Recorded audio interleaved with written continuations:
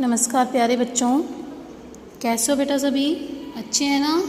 बेटा हमने हिंदी व्याकरण की पुस्तक का पाठ नंबर 3 शुरू किया था, जिसका नाम है वर्ण और हमारी वर्णमाला।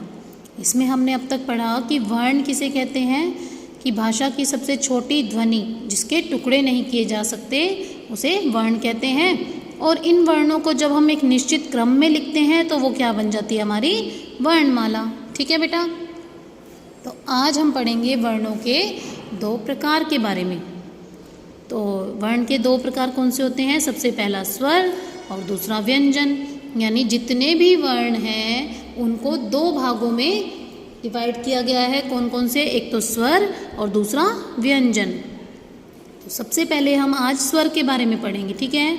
स्वर के उच्चारण में हवा बिना किसी अवरोध के बाहर आती है, यानी कि बिना किसी रुकावट के बाहर आती है जब हम इनका उच्चारण करते हैं। इनका उच्चारण स्वतंत्र रूप से किया जाता है। स्वर रहित व्यंजन जब लिखा जाता है तो उसके नीचे एक छोटी तिरछी रेखा बनाते हैं। इस रेखा को हम हलंत कहते हैं। ठीक है? जब वर्ड अक्षर के नीचे हम इस तरह से लिखते हैं, ये हलंत बनाते हैं जब, तो क्या माना जाता है कि ये जो व्यंजन है ये स्वर रहित है, यानी इसमें स्वर को जोड़ा नहीं गया। सभी स्वरों की एक निर्धारित मात्रा भी होती है। ठीक है? तो ये स्वर हैं और ये सारी उनकी मात्राएं अ, आ, ई, उ, री, ए, आई, ओ, औ, ये सभी हमारे स्वर हैं। इनकी ये मात्राएं किस तरह से लगाते हैं ये बताया गया है। अ स्वर की कोई मात्रा नहीं होती, क्योंकि जब हम किसी व्यंजन में जिस पे हलंत लगा हुआ है उसमें हम अ स्वर को जोड़ते हैं तो वो है व्यंजन पूरा हो जाता है। जिस प्रकार से क जमा में अ, क। ठीक है? जिससे बना कमल। इसमें कोई मात्रा का प्रयोग नहीं किया गया। इसके बाद है आ की मात्रा इस तरह से, ई यानी कि छोटी ई की इस तरह से, बड़ी ई, छोटा ऊ, बड़ा ऊ, री की मात्रा, ए की मात्रा, आई की मात्रा, ओ की और औ की मात्रा। ठीक है बेटा? इस तरह से हम सभी मात्राएं लगाते हैं अलग अलग स्वरों की।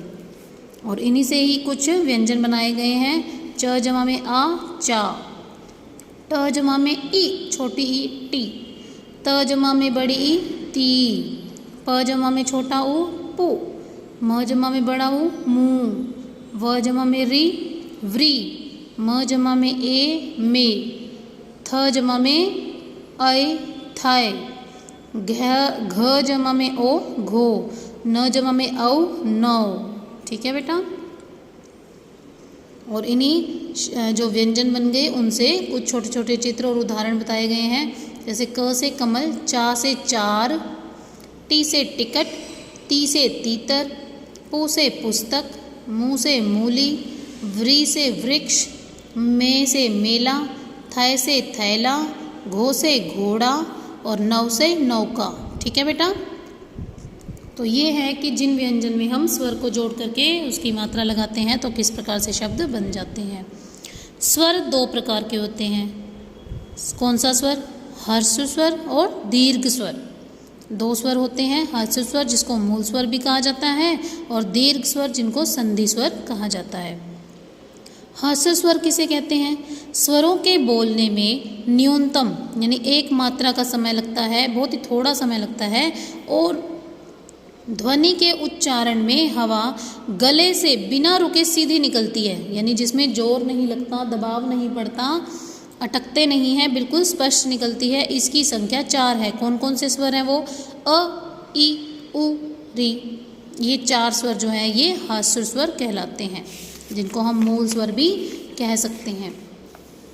इसके बाद है दीर्घ स्वर, जिन स्वरों के बोलने में 2 गुना यानी 2 मात्रा का समय लगता है। ये स्वर मूल स्वरों के योग से बनते हैं, इसलिए इन्हें संधि स्वर भी कहते हैं। इनकी संख्या 7 है। आ, ई, उ, ए, ऐ, ओ, औ। स्वरों को 2 प्रकार से लिखते हैं। जब स्वर किसी शब्द के आरंभ में या मध्य में अथवा अंत में किसी स्वर के पश्चात आता है, यानी कि पहले कोई स्वर है उसके बाद आता है तो वह मूल रूप में लिखा जाता है। जैसे उस, आम, यानी कि कोई मात्रा नहीं बनती। अगर व्यंजन से पहले आता है तो क्या होता है, मात्रा नहीं बनती। इसी प्रकार से स्वर लिखे जाते हैं।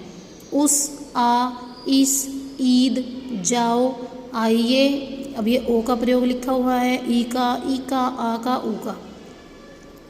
ठीक है, तो किसी स्वर के पश्चात आता है तो वह मूल रूप में लिखा जाता है। व्यंजन वर्णों के साथ स्वरों का मात्रा रूप प्रयोग होता है। जब व्यंजन वर्ण होते हैं तो मात्रा रूप में वो लिखे जाते हैं। जैसे माला, अब यहाँ पे आ नहीं लिखा हुआ, आ की मात्रा का प्रयोग किया गया है। ऐसे यहाँ पर छोटी ई का मात्रा का प्रयोग किया गया है, आ का, ए का इत्यादि। माला, मिला, जपा, जेपी इत्यादि। अस्वर की मात्रा नहीं है, अस्वर सभी व्यंजनों में है। ए के ऊपर कोई मात्रा नहीं होती, जैसे एड़ी, एक इत्यादि। व्यंजन के साथ एक ही मात्रा, जब व्यंजन का प्रयोग करते हैं तभी मात्रा का प्रयोग करते हैं। ठीक है, स्वरों के साथ मात्रा का प्रयोग नहीं किया जाता। जैसे अब जो व्यंजन के साथ अगर मिलाएंगे तो क्या आएगा, शेर, केला इत्यादि। अब ये श व्यंजन है इसलिए मात्रा ऊपर लगाई गई है, क भी व्यंजन है इसलिए मात्रा ऊपर लगाई गई है। अय के ऊपर एक मात्रा लगाई जाती है। अब जब हम अय का प्रयोग करते हैं तो इसके ऊपर क्या लगी हुई है, एक ही मात्रा लगाई गई है। जैसे ऐनक, ऐरावत इत्यादि। अगर व्यंजन के ऊपर हम एक ही मात्रा का प्रयोग करेंगे तो दो मात्राएं आएंगी, जैसे रैली, जैसा इत्यादि। अब इस पर देखो, ये र और ज व्यंजन है और इन पर दो मात्रा का प्रयोग किया गया है। ठीक है, फिर है र के साथ ऊ, छोटा ऊ की मात्रा र के बीच में लगाई जाती है। जैसे अभी देखिए र के बीच में रुपया, ये छोटा ऊ है, गुरु इत्यादि। र के साथ बड़े ऊ की मात्रा भी र के बीच में ही लगाई जाती है। जैसे अब ये देखो, ये थोड़ा सा घुमा करके लिखा हुआ है, इससे पता चलता है कि ये बड़ा रू है। ठीक है, ये बड़ा ऊ का प्रयोग किया गया है इत्यादि। रूप, जरूर। फिर है अंग का अनुस्वार अनुनासिक प्रयोग भी होता है, जैसे मंदिर। ठीक है, शंख, घंटा, चांदनी, आँख, कांच इत्यादि।